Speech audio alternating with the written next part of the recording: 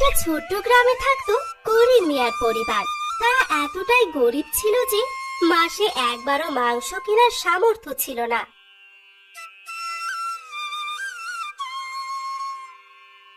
একদিন আরিয়ান তার বাবার সাথে বাজারে যায়। মাংসের দোকানের সামনে দাঁড়িয়ে থাকে। তার মনে চাচ্ছিল খুবই মাংস খাওয়ার জন্য, কিন্তু তাদের কাছে তো টাকাই ছিল না। এই গরিবেরা শুধু তাকিয়ে তাকিয়ে মাংস খায়, মাংস কেনার কোনো মুরুদ নেই।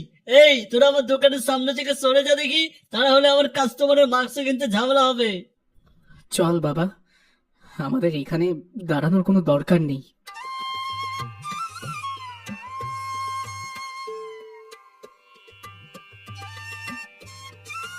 এরপর আরিয়ান হাঁটতে হাঁটতে সিদ্ধান্ত নেয় সে কাজ করে ইনকাম করবে এবং তারপর সে মাংস কিনবে।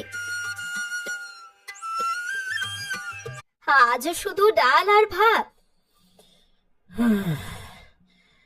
মাংস তো অনেক দূরের কথা মা, চাল জোগাড় করাই তো কষ্ট। আব্বা, আমি বড় হলে তোমাকে আর কষ্ট করতে দেব না। মা, আমি বনে কাজ খুঁজতে যাব, কেউ না কেউ কিছু কাজ ঠিক দেবে। বন তো ভয়ঙ্কর বাবা। সৃষ্টিকর্তা তো সব সময় আমাদের সাথে আছেন, তিনি আমাদেরকে সাহায্য করবেন। মা, তুমি চিন্তা করো না।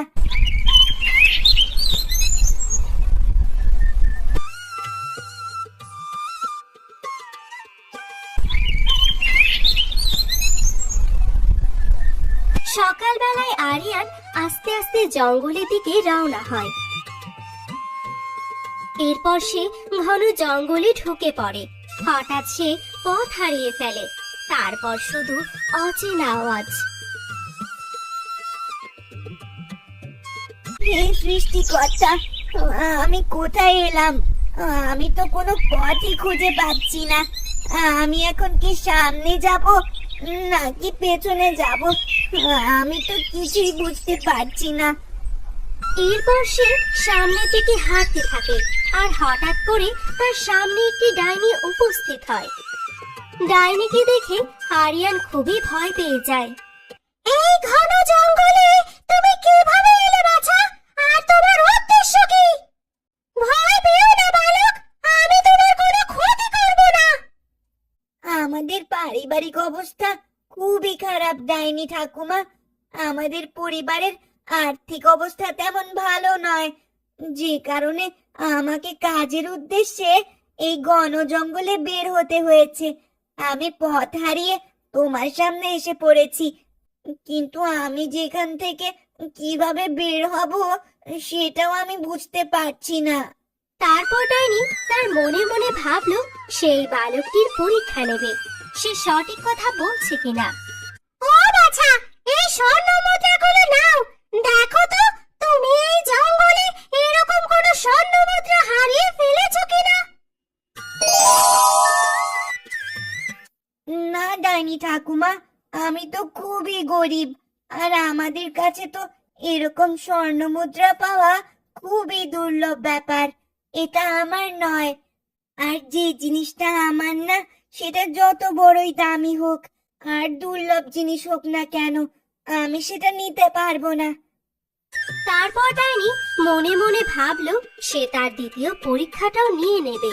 তখন সে বাচ্চাটিকে বলল, বাছা, তুমি এই থালা ভর্তি ফলের ট্রেটা নিয়ে যাও, আর এখান থেকে যত খাবার আছে সবগুলো তোমার ইচ্ছা মতো খেয়ে নাও। ডাইনি ঠাকুমা, আমার বাবা মা বাড়িতে সারা দিন না খেয়ে আছে, আর আমি তাদেরকে রেখে একটুও খাবার মুখে দিতে পারবো না। তুমি কিছু মনে করো না ডাইনি ঠাকুমা। তখন ডাইনির মনে ছেলেটির জন্য খুবই মায়া জন্ম নেয়। তারপর সে ভাবতে থাকে সে এবার তার তৃতীয় পরীক্ষাটি নিয়ে ফেলবে। তারপর ডাইনি বাচ্চাটিকে বলল, বাছা, আমি যতক্ষণ না তোকে বলবো আমার এই ঘর থেকে বের না হতে, তুই কিন্তু এখান থেকে বের হবি না। আচ্ছা ঠাকুমা, তুমি যা বলবে আমি ঠিক তাই করব। তারপর আরিয়ান আস্তে আস্তে ঘরের ভিতরে প্রবেশ করে। আরো অনেকক্ষণ সেখানে ধৈর্য ধরে থাকে। আর কিছুক্ষণ পর ডাইনি তাকে বাহির থেকে ডাক দেয়। আর আস্তে আস্তে আরিয়ান সেখান থেকে বেরিয়ে আসে। বাছা, আমি তো সততায় মুক্ত হয়েছি।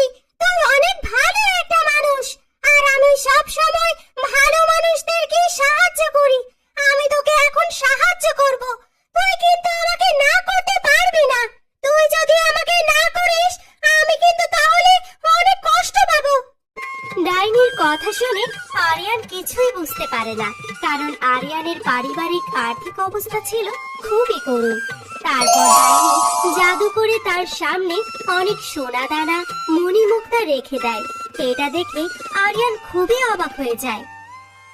ডাইনি ঠাকুমা, এত মণিমুক্তা স্বর্ণ মুদ্রা তুমি আমাকে কেন দিবে? আমি এটা নিতে পারবো না। বাছা, তুই অনেক ভালো মানুষ, আর তোর মতো ভালো মানুষদের জন্যই এই হিরে মুক্ত টাকা পয়সা আমার পক্ষ থেকে সামান্য একটা উপহার বলে তুই মেনে নে। আর তুই এটা না নিলে আমি খুব কষ্ট পাবো। এরপর আরিয়ান সেই ডাইনি পরীর দেখানো পথ ধরে আর উপহার নিয়ে তার বাড়ির দিকে চলে আসে।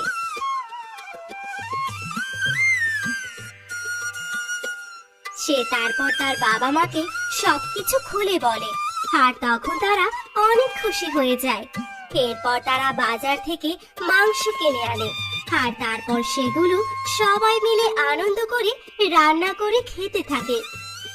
তো বন্ধুরা, এই গল্প থেকে আমরা শিখলাম যে সততা আর ধৈর্য সবসময় মানুষকে সফলতা এনে দেয়। বন্ধুরা, ভিডিওটি ভালো লাগলে ভিডিওটিতে একটি লাইক দিয়ে চ্যানেলটি সাবস্ক্রাইব করে দাও।